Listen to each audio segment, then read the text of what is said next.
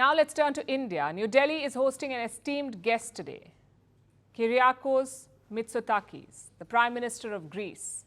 Many of you know Greece for its heritage and culture. Like India, it is home to an ancient civilization. Greece also draws in hordes of tourists. Its beautiful islands are usually on every globetrotter's bucket list. But what about the country's strategic importance? How does Greece fit into the larger geopolitical picture? For India, Greece is a gateway to Europe. Strong ties with Greece are essential for Indo-European trade. That is one of the reasons why the Greek Prime Minister is in India, to unlock this potential. India has been laying the groundwork for this visit. Indian Prime Minister Narendra Modi went to Greece last August. They upgraded the level of ties. Now it's a strategic partnership. The India-Greece relationship, it's a strategic partnership. Also, a dialogue mechanism was created between the national security advisors from both countries. Talks also began on defense and shipping cooperation. An ambitious trade target was announced in August, and today it was reiterated by the Indian Prime Minister. Friends, हमारी आज की चर्चाएं बहुत ही सार्थक और उपयोगी रही। ये प्रसन्नता का विषय है कि हम 2030 तक द्विपक्षीय व्यापार को 2 गुना करने के लक्ष्य की ओर तेजी से अग्रसर है। Where does Indo-Greek bilateral trade stand at the moment? It was about $2 billion in 2022-23. The countries plan to add another $2 billion in the next 6 years, and defense will be a key part of this.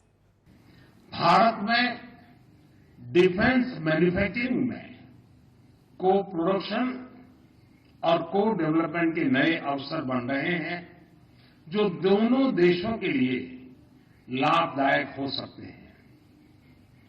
हमने दोनों देशों के रक्षा उद्योगों को आपस में जोड़ने पर सहमति जताई है।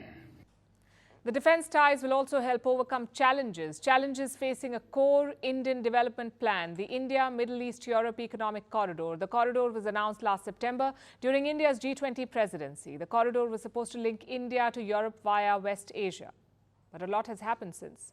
The Israel-Hamas war has thrown West Asia into disarray. The Yemen-based Houthis have crippled trade in the region. This is the crucial middle portion of the economic corridor, and the instability threatens both Indian and Greek ambitions. The corridor was supposed to begin in India and terminate in Europe via Greece, through its ports in the city of Piraeus.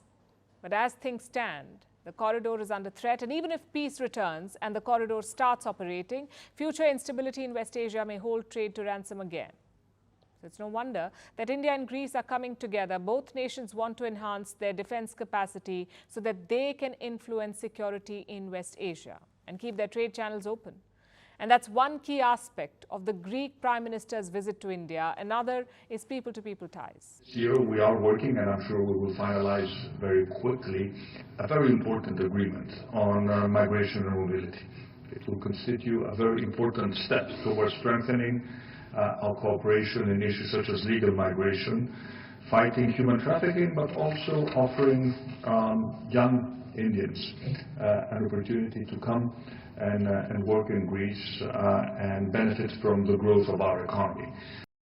Trade, defense and migration, these are the pillars of the new Indo-Greek relationship. That is what the leaders of the two nations are building amid rising challenges, both global and local.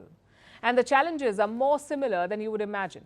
The Greek Prime Minister's visit comes at an interesting time during a farmers' protest on the outskirts of the Indian capital. The irony is that Mitsotakis just left a farmers' protest back home. Tractors had taken over Athens, the capital of Greece, just as they are poised to take over Delhi. The images prove that both India and Greece have ties that extend through the ages.